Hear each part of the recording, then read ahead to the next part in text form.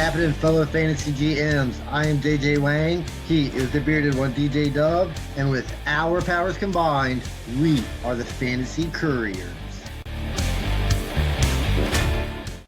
Regular season is almost at its conclusion.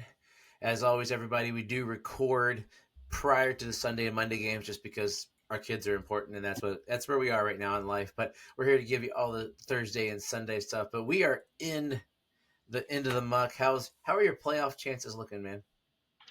Well, I think my playoff chances are good, but this week, not good. We played twice. Has that ever happened? I'm not sure, but I mean, it's been a pretty bad week overall. But I think I'll still make the playoffs, hopefully, in majority of them. So. Yeah, I think in both leagues, you'll come in reeling off of our loss, but you'll be like that last seed to sneak in there. One, because your team scored a bunch of points. So the other we'll see.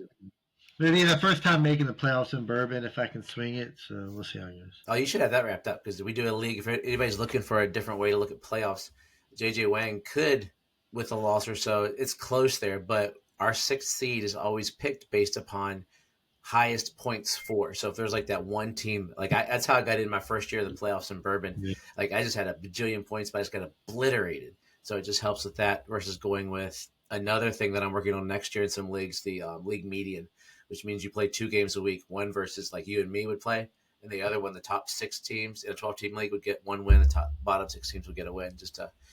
It would have helped my wife a couple years ago.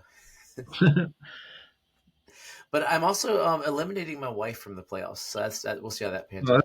That's depressing. Yeah. I thought we had a game this week in the Fantasy Couriers charity outrageous league. I think I called it the charity league we did, and it was her versus me, and basically the winner gets in, and she was supposed to obliterate me. Then all of a sudden, her team just kaputs, and my team just went bonkers. Yeah, some of those. I mean, I definitely had some of those today. I was more on her side today than I was on the other side. That's for sure. It was quite an intriguing week. Like I really struggled for a surefire waste at the end. Like I'm doing some jokes in there instead, and it just seemed like points were put up. But this week it was almost points were put up by people that should put up points. The cream, and that's like some of my teams have been doing better because it seems like the cream is really rising at this point of the year. There's not like that. There's a couple weird things, but nothing out of the ordinary. Like we're not having some dude come out of the blue right now in week 14 to totally wreck some leagues' playoffs. I don't think at this point.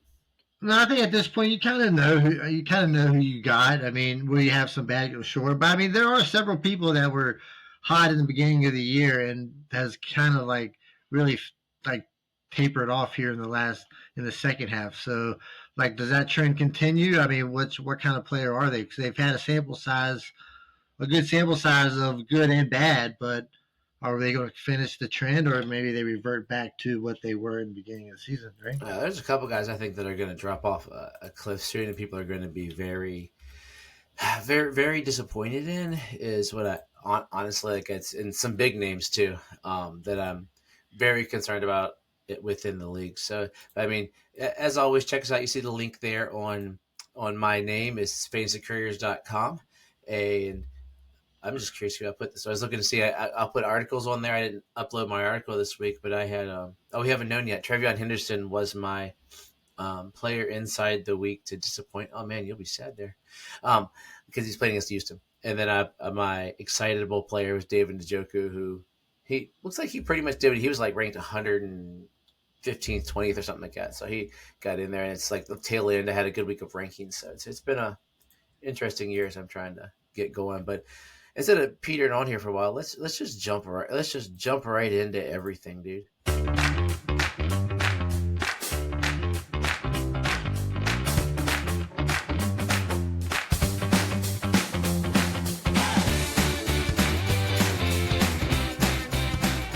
For real or faux real?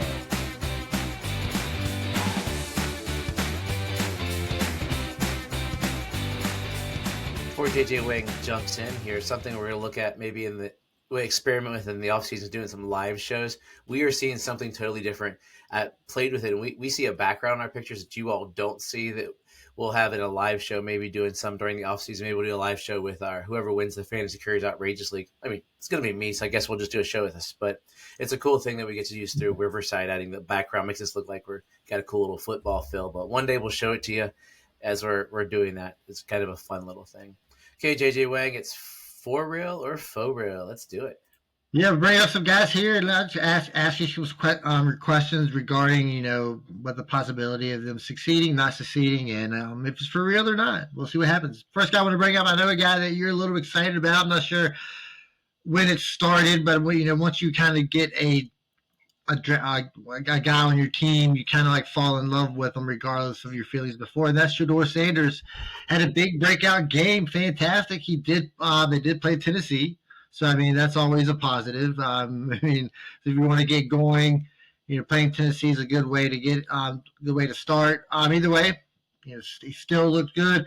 At 364 Yep. yards, right? Yeah, and 3 touchdown passes. Oh, and he had the rushing TD.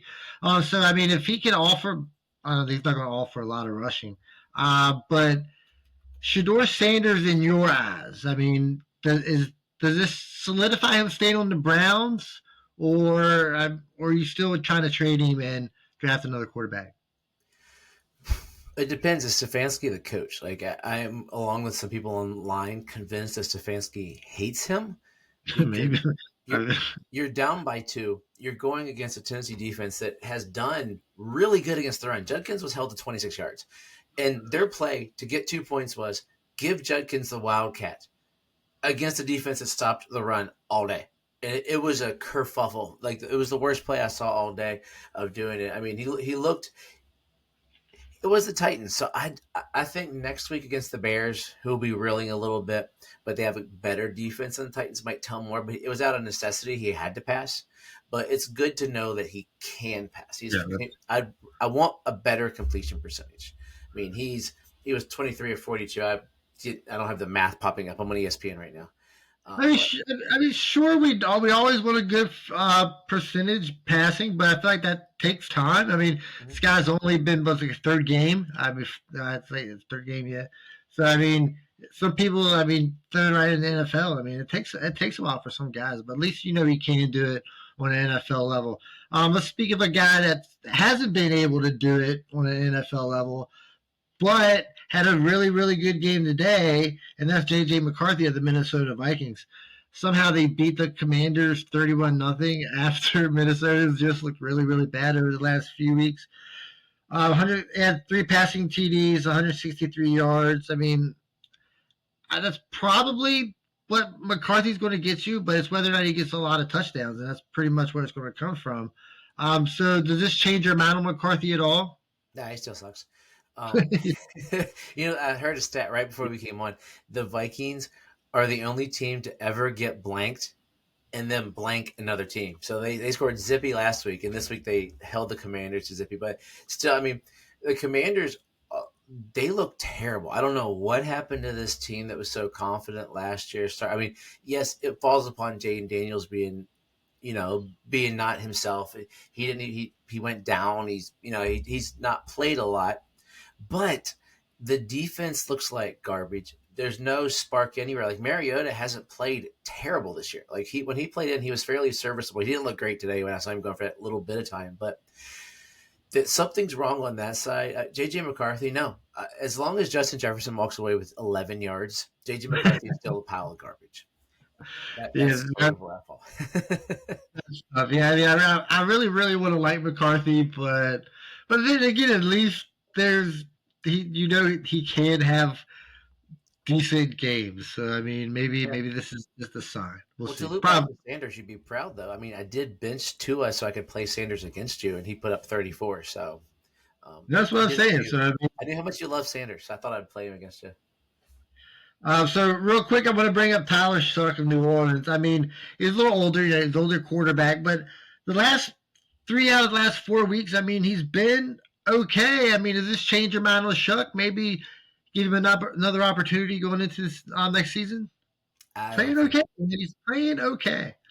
Yeah, he's thrown for a whopping, let's look, 1,212 yards in an NFL season in a passing league. He has 5 whole passing touchdowns so far. And I mean, I know he hasn't played but what half the season, but you're looking at, I mean, he has until this week, he had 230, 40-yard games.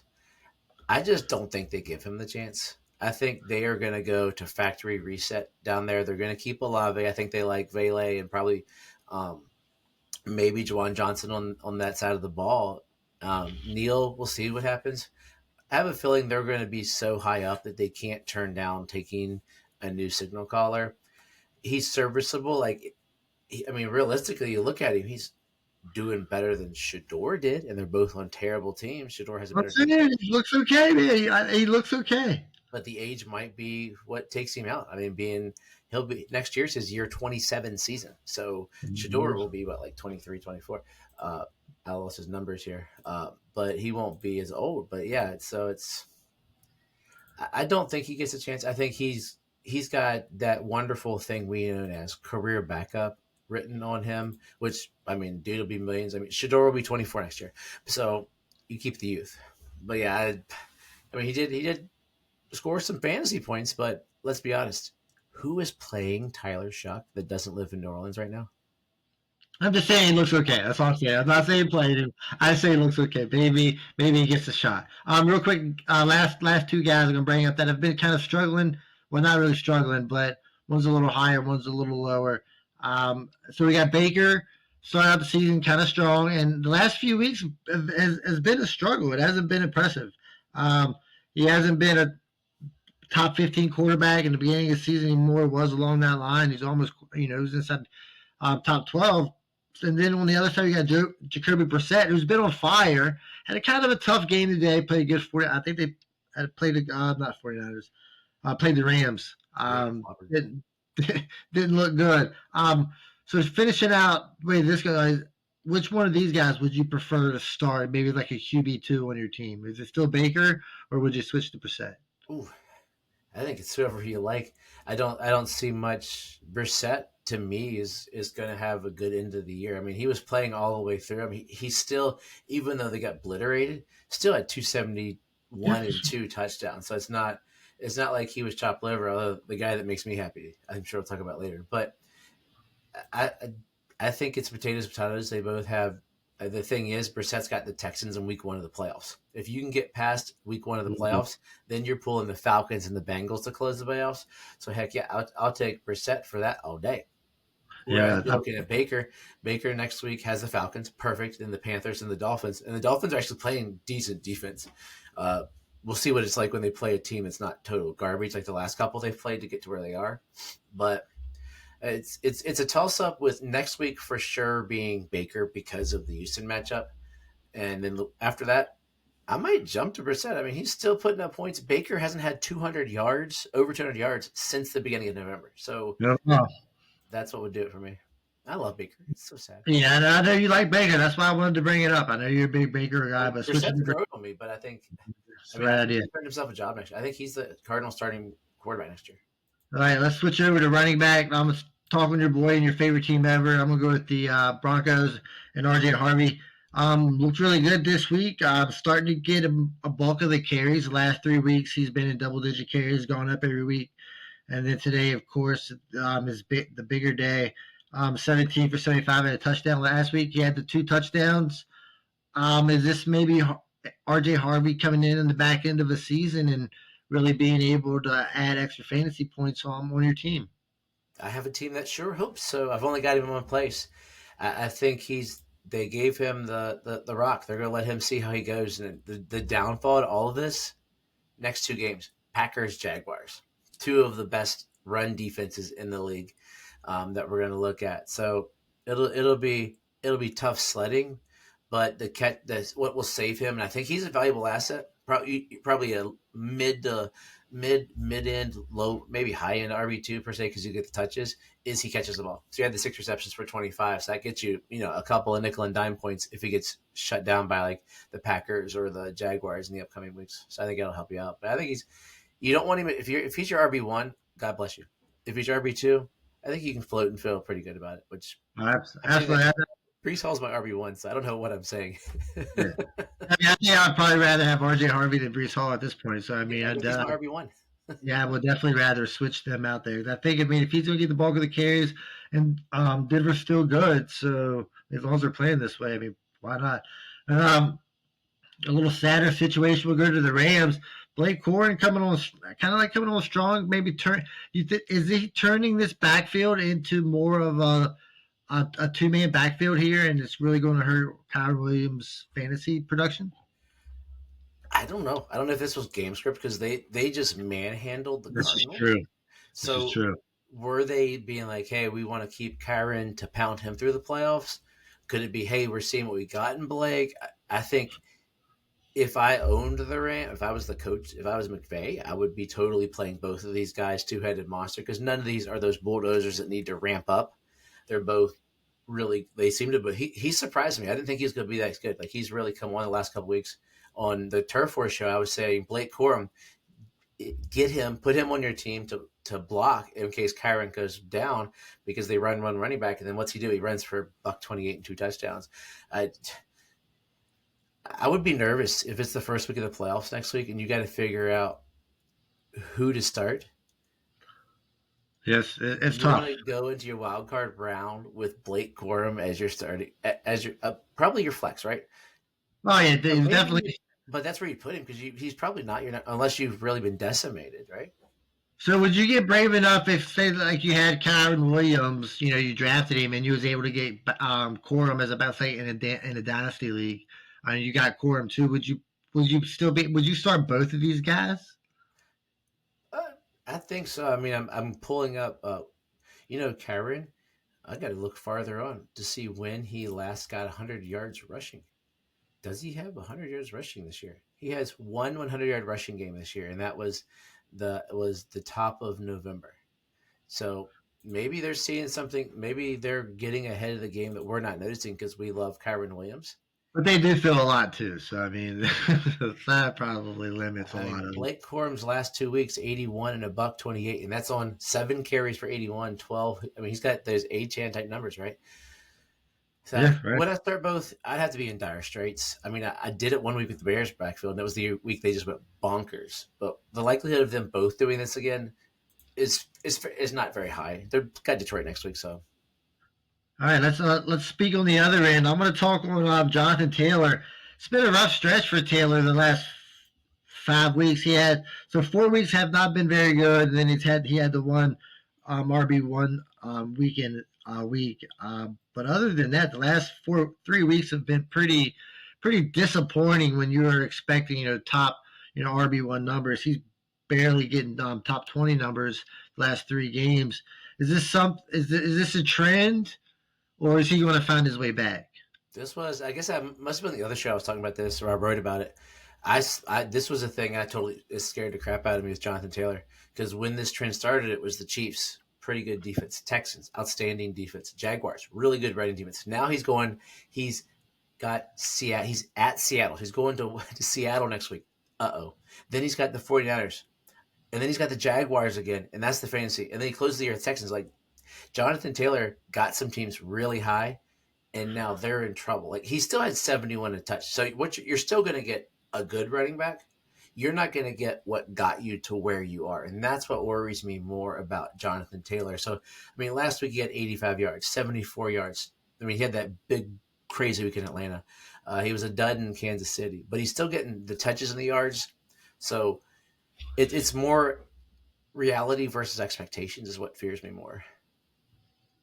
Yeah, I mean, I think I'd be a little scared. I mean, because all those teams that were getting 30, 40 points at the beginning of the season with him, I mean, you're down to 10 to 15 points. I mean, that's a big difference. Oh, I'd be a little and scared. and Riley Leonard's going to be the quarterback Yeah, I because was about to say Dan damage Dimes. got hurt, so Sounds like an Achilles. That's yeah, so terrible. it could get even rougher. All right, switching to wide receiver. Let's talk about Christian Watson. He's finally looking like a guy that can be productive in this league. He doesn't do it on a lot of targets, but he does put up big yards. He's a big play guy. He's had 5 touchdowns over the last 4 weeks. I mean, didn't even play in the beginning of the season. Struggled a little bit when he came back, but he's been okay. Are we starting to see maybe Watson maybe turning into like maybe a top? I don't want to say a top tier, but closer to that second tier guys. Maybe, or is he Hey, I like still just? Or wide is it just receiver hey? 2, wide receiver 3. I mean, I think I see. You watch him play, it's different. I wasn't a fan of him coming in at all, and I think it seems like the best thing that happened to his career was he tore his ACL because it gave him time to because he's so fast. He went from going from North Dakota State, which he played against like jobbers, to coming in here and he was in the show all of a sudden. So he had to adjust. In this game, I think this time off, he seems like a different player. If you watch him play, I don't just there's something within watching him play and his connection since he's been back that seems like he's gonna be the guy they paid him. I believe they paid him in the off season. I I'm think, not up. I'm not sure. I'm not or, sure. or Can you they imagine haven't. But a lot? Would they pay him a lot? I'll look it up while I'm saying. But I thought there was something about Christian. But yeah, I've got him. He's carrying one of my teams. I've played him almost every week since he came back, and last But week he didn't stinking targets. yeah, so Well, I he mean, just signed a 1 year, $13 million deal yeah. this year, so he'll be Okay, through next season. okay. So extension. So yeah, I mean, like this, you still got that thing in the back of your head. Well, when's he going to get injured again? Because that's been like pretty much the story. But I know you can't live like that. But I mean, like he's been impressive. This is what we expected to see, and it's finally came through last. And this is a guy that kind of surprised me after looking at it. That's Jameson Williams of Detroit. He's been really really good over the second half of the season. I mean, he's been a top 10 guy. Yeah, at the beginning of the season, not really good. So definitely trending in the right direction. Um, does this continue? I mean, are we riding Jameson Williams through the it's like safely here? I mean, expectations are big, right? Next week you're nervous because it's the Rams. It's the Rams, Steelers, Vikings. So a lot of this is really going to competition, but you're riding him, but you're still hesitant because it's hard to ride a guy who has a game with 0 yards, and 9 yards this year. That's nervous. The 0 yard game was 3 weeks ago. He had This zero is yard true.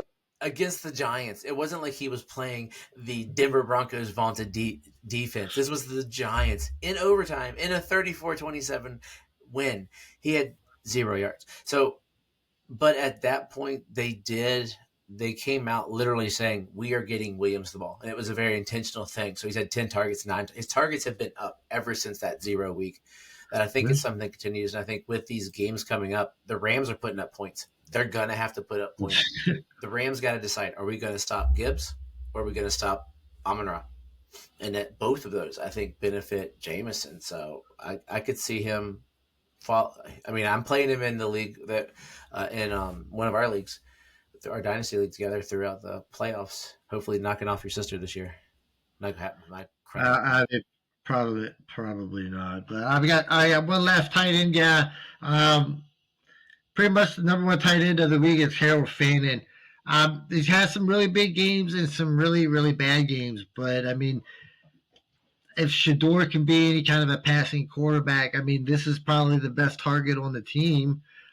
Correct? I mean, you really can't trust Jerry Judy. But again, if he's if Shador Sanders is able to throw the ball, I mean, there's not a lot of people to throw to. So I mean, somebody's going to have There's not a lot this year, and maybe that'll Judy, be maybe.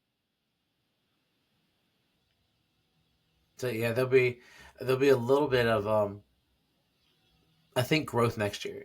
Like you asked earlier, and I don't think I've ever answered, but I think they should stick with Shador because I want him to.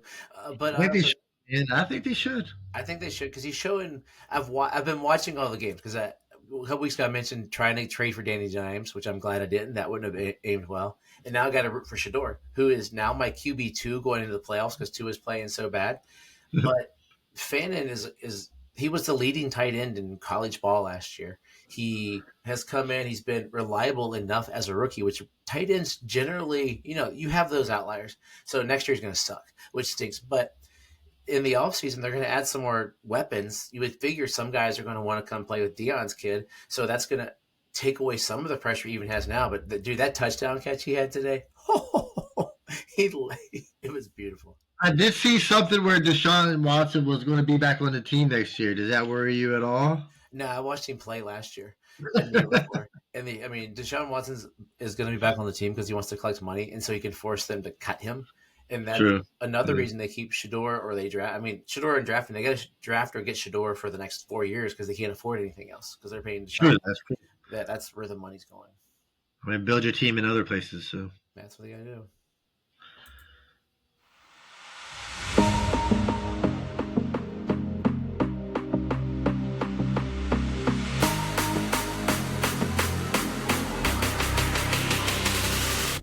Surefire waste of a touchdown.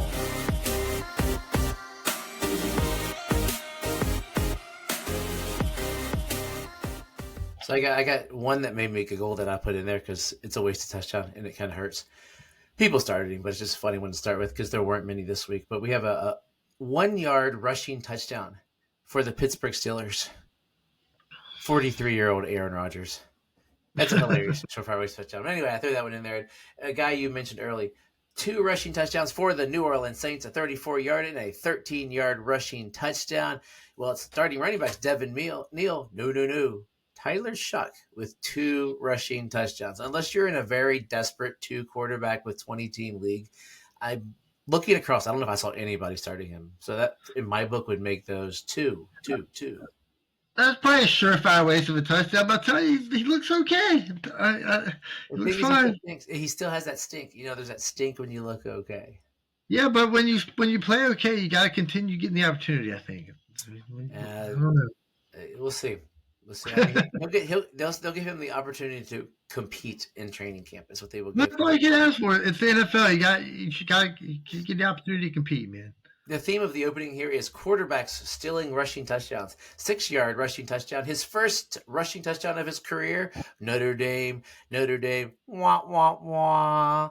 Quarterback, Riley Leonard. Oh, wait, he plays for the Colts now. So he might play in the playoffs. Riley Leonard. Bazinga. That definitely is a surefire waste of a touchdown. Yeah, you might not hear that guy's name ever again. Well, he might now. He might be playing the rest of the season because it's him. Yeah, you're right. But what's your aspect? What's your thoughts on this guy? I don't know. Like I've been curious about him. Like I thought about stashing him in Dynasty because he's a quarterback who played for a big school. Notre Dame quarterbacks generally not named Theismann or Montana are any good, but it's worth a shot. And I thought he was behind Daniel Jones, who was terrible. He was behind Anthony Richardson, who I've always thought is terrible. And then Daniel Jones played really well. And recently, Daniel Jones just sucked in his Achilles. I think he's going to. So. Hey, if imagine if Riley Leonard becomes something that could be kind of a crazy. I was just looking. I didn't look deep in his stat line until right a moment ago, but he was 18 to 29 for 145 yards. Well, he's not awful. No, and that's basically coming into a game. I mean, he came in cold, and he probably has never thrown the ball to these guys on this team. He probably was running scout team. I mean, he's that far buried that. I mean, he was running where Shador was, and this is better than Shador's start. Well, maybe I'm.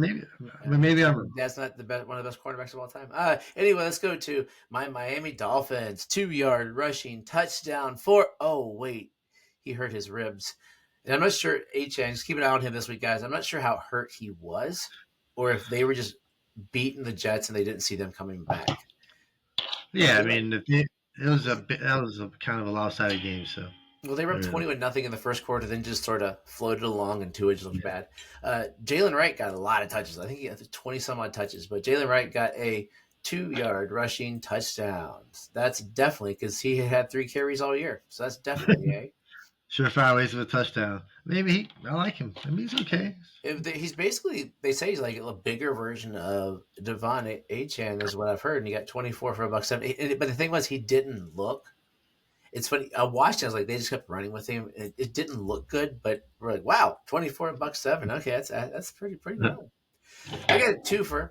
JJ McCarthy threw 2 touchdowns, not to Justin Jefferson. No, not to Jordan Addison. No. But he did throw one to Hawk. Good job, finally, Hawkinson. He used to be a thing.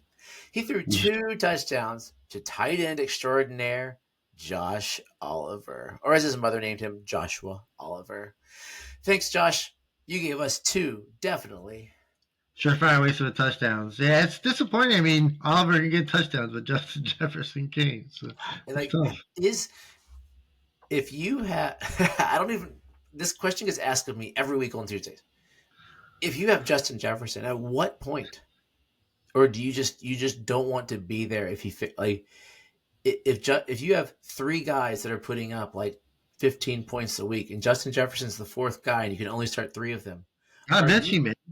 I bet you. are you benching him? Are you that brazen? Like I have 1 Jefferson. I think that team's eliminated, so that's why. I mean, if you got 3 other guys that are better than him, I mean, at this point in the season, I That's don't right. see it. I don't see it changing. Got some fun things for his last 2. 45-yard pass from Jordan Love. Another one to Christian. No. Oh, here we go. Here's our boy. He shows up. They love him on this team. Bo Melton. Not only is that, I think, his 3rd catch of the year, Bo Melton is actually a cornerback, or has been training to be a cornerback for the Green Bay Packers. They've been trying to use him as cornerback because they were down, because they had so many receivers and they liked the guy. So if you started Bo Melton, you are on a Green Bay Packers only league where everybody starts every Green Bay Packer, which makes this a Surefire waste of a touchdown. Yeah, not starting that guy. and the final one's fun. The Raiders. It's a 2 for actually both guys will be surefire waste. So Kenny Pickett came in. He's a thing. I think he's wearing 2 gloves. He's playing Teddy 2 gloves. Kenny Pickett threw a 25-yard pass to Shedrick Jackson. Ever heard of him? No, I've never heard of him. Cool fun fact. He is the great nephew of famous great Raider great Bo Jackson. Okay. And another crazy fun fact that came out of this is up until he's 26 years old, he's been around apparently for a bit. Up until he scored this touchdown, nobody over the age of 24 has scored a touchdown for the Raiders this year. I guess Geno didn't run in the end, as far as I know. You said nobody over 24? Nobody over 24 until Jackson has. So it's been basically Brock Bowers and Genty. And that record goes back to, like, I couldn't find the exact year, but it's like the Chicago Cardinals back in the day. Like, I'm talking like the 40s, 56, somewhere back in that day, which is kind of crazy. But yeah, it's cool. Bo Jackson. They said his name. Hey, Bo Jackson's a great nephew. He's on the team.